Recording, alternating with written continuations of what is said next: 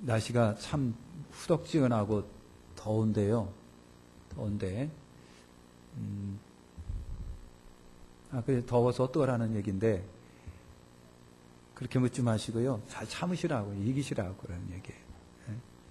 나 건들지 마. 지금 속에서 열불 난다. 폭발할 거야. 그러면 진짜 폭발하고요. 아니다 그러면 아닌 거죠. 뭐. 그죠? 우리 한번 인사하겠습니다. 당신을 보니 정말 친정엄마 만난 것처럼 반갑습니다.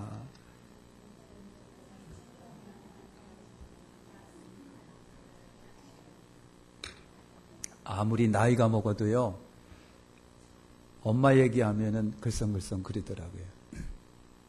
참 묘한 거예요, 그죠? 나이가 먹어도 엄마 얘기하면. 팔십 할아버지가 어쩌다가 이제 그 엄마 얘기 나오니까 갑자기 멍해지더니만 눈에서 눈물이 이슬이 주르륵 맺혀져요. 엄마라고 하는 힘이 그렇구나. 우리 다시 한번 인사합니다. 친정엄마 만난 것 같이 반가워요.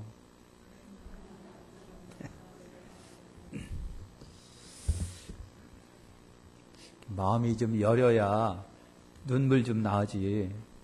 마음이 여리지도 않고 꼭 그냥 차돌맹이처럼 딱딱하면요, 그런 것도 없어요.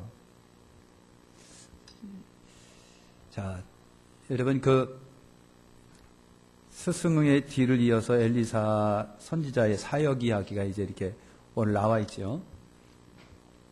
첫 번째 했던 사역이 뭐냐면 여리고 물을 치료하시다. 여리고 물을 치료해 주신 거예요. 이제 여리고 사람들이 어떻게 생각했느냐면 여리고는 그렇게 좋은데, 여리고라고 하는 환경은 그렇게 좋은데 물이 나쁘다라고 하는 거예요. 물이 나쁘다. 물이 나쁘다 보니까 열매가 익는 것 같은데 어느 날 떨어져 있고 떨어져 있고 떨어져 있고, 여러분 그런 거예요. 열매가 안 열리는 거. 그러니까 토지에 물이 악영향을 끼쳤다. 물이 나쁜 거예요. 물이 나쁜 거예요. 그 물을 사람들이 먹으면 어떡할까요? 짐승이 먹으면 어떡할까요? 여러분 배탈, 복통, 설사, 여러분 그런 게 나오잖아요. 여러분 짐승은요, 조금 썩은 물 먹어도 그 속에서 소화시켜내니까 사람은 안 그래요. 사람은 안 그래요. 그러니까 물의 영향이 굉장히 크래. 그래서 물은 생명의 근원입니다. 생명의 근원. 전문학자들이 달, 화성, 토성, 여러분 타이탄이라고 하는 지구와 비슷한 별을 또 여러분 찾아냈었죠. 거기 보니까 공기도 있대요. 공기도. 근데 중요한 것은 물이 있느냐라고 하는 거예요. 그러니까 물은 생명의 근원입니다. 그 생명의 근원들인 물이 나쁘니까 열매가 안 되는 것이고, 사람이 먹으니까 복동설사, 짐승들도 여러분 그래요. 그 동네 사람, 여리고 사람들이 항상 그것 때문에 고민하고 있는 거예요. 고민하고 있는 거예요. 여러분 출애굽기의 마라의 쓴물 이야기 아시잖아요. 따뜻에 걸어서 겨우 물을 발견했는데 물을 먹으니까 써요. 쓰다는 얘기는 뭡니까? 독성분이 있고 안 좋은 영향이 있어갖고 복통, 설사, 배탈 막 나는 거예요. 그러니까 겨우 만난 물이 그렇게 나쁘니까 유대인들 마음속에 은근히 화딱지가 나는 거예요. 그냥 막 화딱지가. 그러니까 좋으면 지 자랑하고 나쁘면 남 탓하는 거예요. 이게 다 유대인들도 그래요. 유대인들은 우리보다 더 싸가지가 없죠. 여러분들은 안 그런 것 같은데 유대인들은 그래요. 유대인들 하나님의 마음을 가장 아프게 해드리는 요소 중에 하나가 뭔 줄 아시죠? 불평하는 거. 원망하고 불평하는 거. 그러니까 원망, 불평은 누구든지 신경질 나게 돼 있습니다.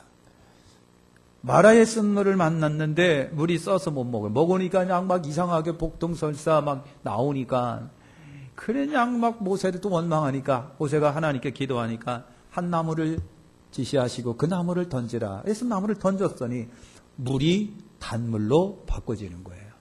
물이 단물로 바꿔졌다. 그래서 이제 학자들이 생각한 거예요. 그 나무가 뭐냐. 그 나무를 발견하면은 돈 벌겠는데 그 나무가 뭐냐 말이죠. 그러니까 항상 돈 버는 사람들은 그것만 생각하는 거예요. 그 나무가 뭘까? 그 나무를 찾아내면 돈 많이 버는데. 근데 여러분 그 나무가 뭔지는 몰라요. 근데 그 나무가 중요한 것이 아니라 하나님이 치료하셨다는 게 중요한 거잖아요. 그죠? 하나님의 권세와 능력으로 치료하신 거예요. 그리고 그렇게 치료하실 적에는 우리에게 뭘 주시냐면 항상 상징적인 의미를 우리에게 주시는 거예요. 그죠? 그러니까 마라의 쓴물이 단물로 바꿔졌다. 기도했는데 나무를 지시했는데 그 나무를 던졌더니만 쓴물이 단물로 바꿔졌다라고 하는 거예요. 그러면 그 나무가 뭐냐? 찾아내면 돈 벌겠다라고 하는 것이 아니라 하나님이 우리를 위해서 치료해 주셨다라고 하는 것입니다. 그러면서 그 나무는 뭘까? 앞으로 오실 예수 그리스도의 십자가의 은혜가 아니겠느냐라고 우리는 그렇게 은혜스럽게 생각을 하셔야지 그 나무가 뭘까? 그 나무 찾아내면 돈 많이 벌겠는데 그런 생각 하시냐면 하세요. 그건 장사꾼들이 하는 얘기. 그러니까 그렇게 찾아내는 사람이 돈 벌게 돼 있어요. 실제 성경에서 그렇게 여러분 그런 거를 찾아내서 돈 번 사람도 상당히 많습니다. 상당히 많아요. 상당히 많습니다. 그래서 물이 좋아야 한다라고 하는 겁니다. 좋은 물을 먹어야 여러분 건강하죠. 그죠? 그러니까 여러분 좋은 물 많이 마시세요. 저 물장사는 아닌데 생수 많이 드시라고요. 금강산 물도 있고요. 중국 백두산에서 나오는 물이 있고요. 제주도 생명수도 있고요. 별별 물들이 다 많아요. 그러니까 늘 생수 드세요. 네, 생수 드시고 아침에 칵칵칵 들이키세요. 그 오줌으로 싹 빠져나가면요. 좋은 거예요. 그러니까 생수가 중요하다라고 하는 거예요. 자, 그렇게 물이 나쁘니까 여리고 사람들이 호소를 했어요. 누구한테? 엘리사에게 호소를 한 거예요. 엘리사님, 여리고는 좋은데 물이 나쁩니다. 그래요.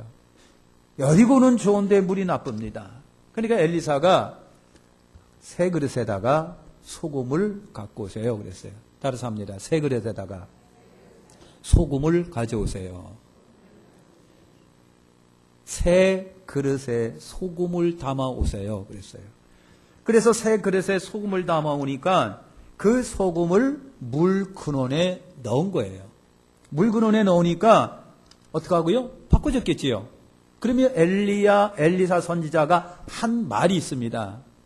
주님이 주신 말씀을 엘리사가 여러분 주십니다.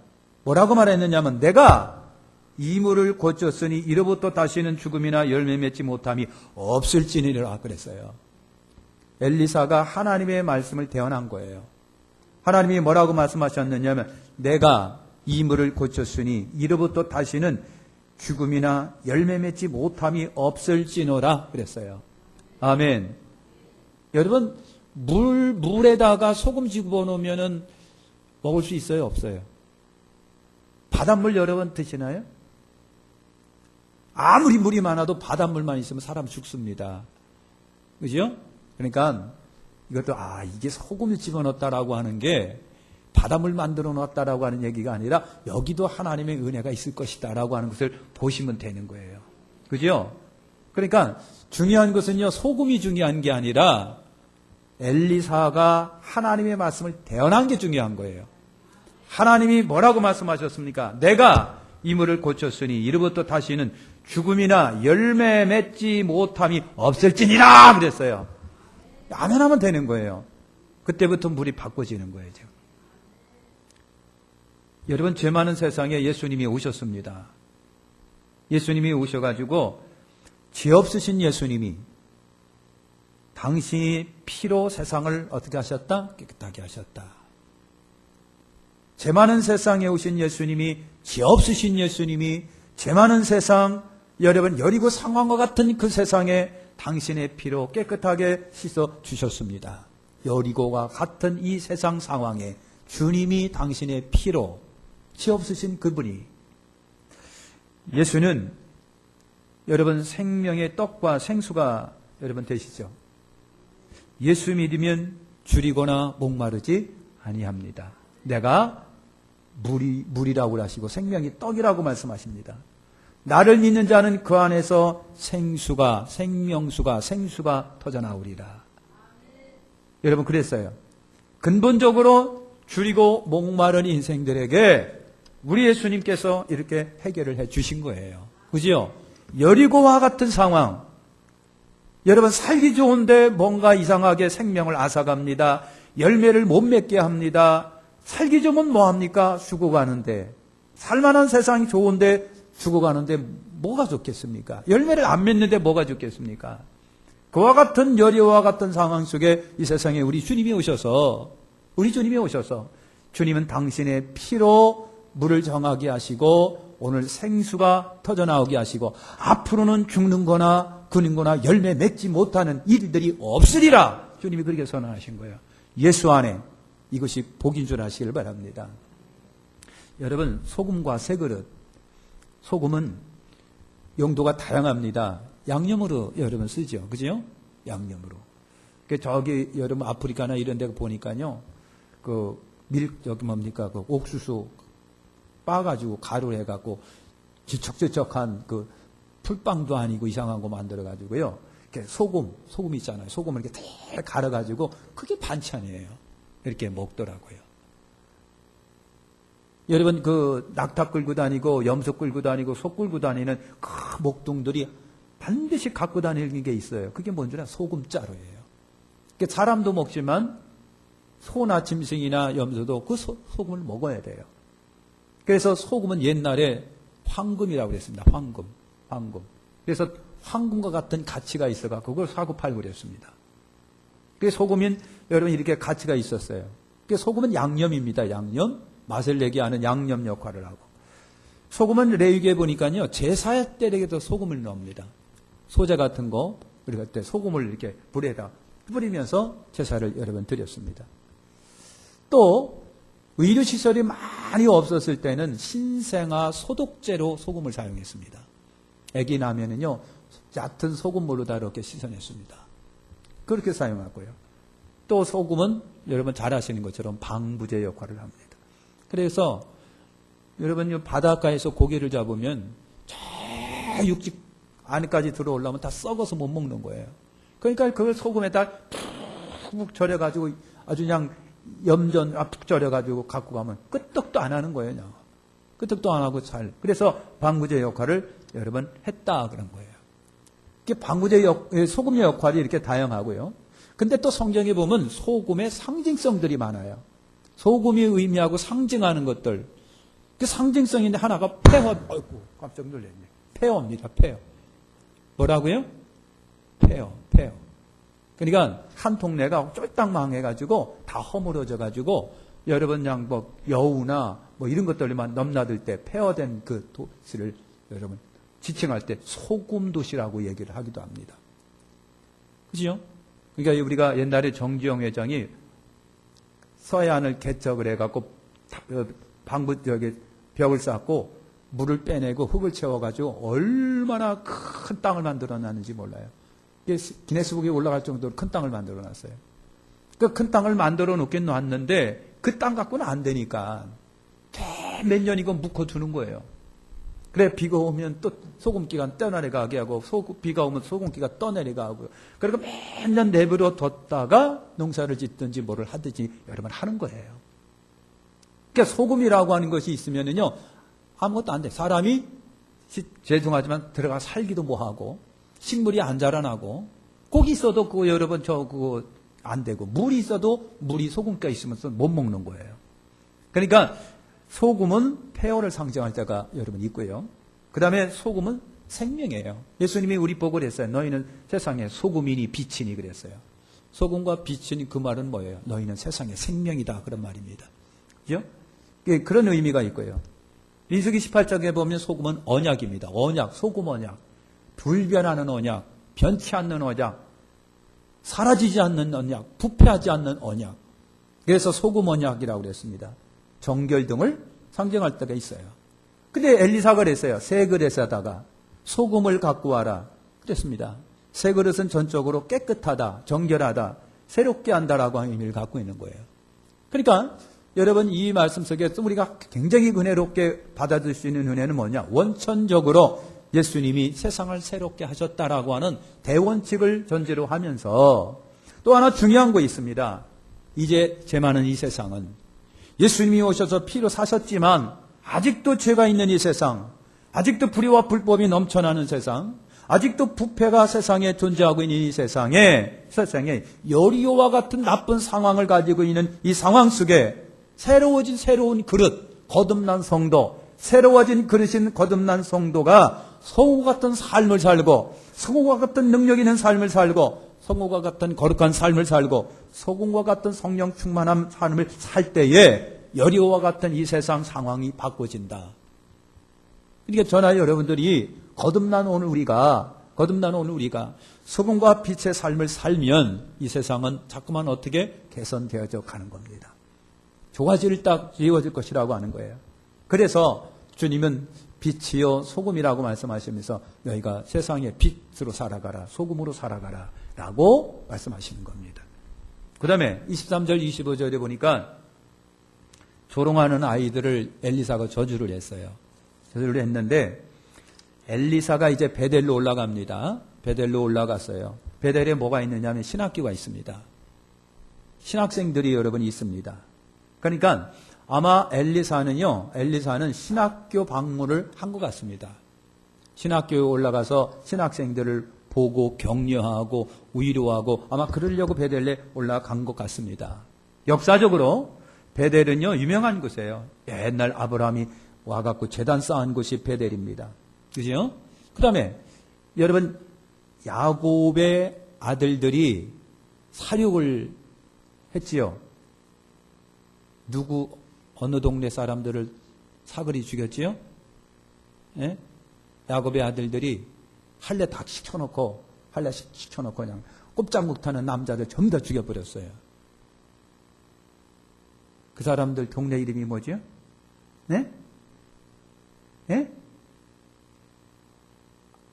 제가 이렇게 막 물어볼 때는 지금 목사님 모르고 있구나 그렇게 아시라고 그랬잖아요. 예? 예? 세켐성, 세켐의 사람들. 그러니까 여러분 야곱의 하나밖에 없는 딸이 있었어요. 딸 이름이 뭔가요? 디나였었어요. 그래서 세켐성 성주 세켐성의 세켐이라고 하는 그 사람이 너무 이뻐가지고 그냥 데려다 강간해버리고 말았어요. 그리고 같이 살면 됐겠는데 내버렸어요. 그러니까 야곱의 아들들이 가만히 안 있지. 그래갖고 당신들하고는 사돈이 안 됩니다. 우리는 할례를 받아야 사돈이 됩니다. 그렇게 해놓고 할례 시켜놓고 다 죽여버린 거예요. 사륙이 일어나는 게 사륙, 대사륙이 일어난 거예요. 그러니까 야곱이 두려움에 여러분 어떡하고요? 안 되겠다 얘들아. 빨리 니들 그 목에 있는 거 귀걸이 코걸이 전부 다 상수리 나무에 파묻어버리고 우리 베델로 올라가자. 그 베델이 뭡니까? 하나님과 약속한 베델입니다. 하나님 나를 무사히 잘 살아서 돌아오게 하신다면 이 베델에 하나님의 제단을 쌓겠습니다 했던 그 베델이에요. 그 베델로 야곱이 여러분 올라가는 그 베델이 말합니다. 여러분 여로보암 하면 북왕국 이스라엘의 첫 번째 왕입니다. 여로보암이 얼마나 하나님 앞에 우상 숭배했는지 몰라요. 그 아들이 별장이 바로 이 베델에 있었습니다. 그리고 여로보암이 만든 여러분 송아지상이 있었던 데가 여러분 이 베델입니다. 그러다 보니까 역사적인 유명한 곳인데 어딘가 모르게 반목의 생각이 반목의 냄새가 나는 곳이 베델이다라고 하는 것입니다. 베델에 올라갔는데 아이들이 그냥 엘리사에게 그냥 대머리에 올라가라 그러는 거예요. 그냥 여러분 아이들이라고 그랬는데 아이들 학자마다 조금 틀립니다. 이 아이들이 그냥 여러분 단순한 애들이라고 하는 분도 있고요. 아이들이라고 하는 것은요 어느 정도 선악을 분별할 줄 아는 윤리도덕적으로 책임질 수 있는 아이랍니다. 이런 견해가 여러분이 있어요. 그래 아이들이 와가지고 엘리사에게 대머리에 올라가라 여러분 그랬다는 얘기죠. 자 그러면 여러분 성경학자들이 많은 해석을 합니다. 대머리라고 그랬을 때 왜 대머리라고 그랬느냐 라고 하는 거예요. 그죠? 근데 나병 환자들의 표가 그 모습이라는 겁니다. 이게 의도적으로 이렇게 아마 그 나병 환자들의 표를 그렇게 했다라고 하는 것입니다. 그런 표이라기도 하는 얘기예요. 그러니까 동네 아이들이 말이죠. 엘리사에게 여러분 천민, 아주 낮은 사람, 천민이라고 수군거리면서 삿대질하면서 수치스럽게 엘리사를 여러분 어떻게 하고 수모를 줬다라고 하는 그 말이 되기도 합니다. 그러니까 엘리사가 그럴 이유가 없잖아요. 그죠? 그렇게 했다는 얘기죠. 또 아니면은 진짜 엘리사가 어떤 학자는요. 엘리사는 대머리가 아니었다. 그런 분들이 있습니다. 또 생리적으로 대머리라고 하더라도 여러분 그거 어떻게 하겠어요? 생리적인 건데 생생이 있고 여러분 그런데요. 그라고 하는 얘기도 있고요. 또 하나는 엘리사가 나그네로서 베델에 이렇게 올라가는데 동네 사람들 아이들부터 다 나와서 막 나그네를 대적을 하니까 그게 분노가 있었다. 뭐 그렇게 여러분 해석하시는 분들도 여러분 있습니다. 자, 그런데 올라가라 그랬어요. 너희들이 올라가라. 그건 여러분 엘리야를 생각을 할 수 있습니다. 엘리야가 여러분 승천에 올라갔잖아요. 그러니까 이 아이들이 엘리사야 대머리야 올라가라고 한 것은 엘리야를 연상하게 하는데 쉽게 말하면 엘리사를 조롱하면서 아주 본질적으로 얘기할게요. 우리 눈에 사라져라 그 말입니다. 우리 눈에서 사라져라. 왜 올라가니까 안 보이니까 우리 눈에서 사라져라. 그만큼 이들이 여러분 엘리사를 수모를 주고 모멸감을 여러분 줬다는 얘기예요. 그러면 여러분 만약에 엘리사가 솔직히 말해서 머리가 없다고 할지라도 아무리 그래도 아이들을 저주했겠느냐. 그죠?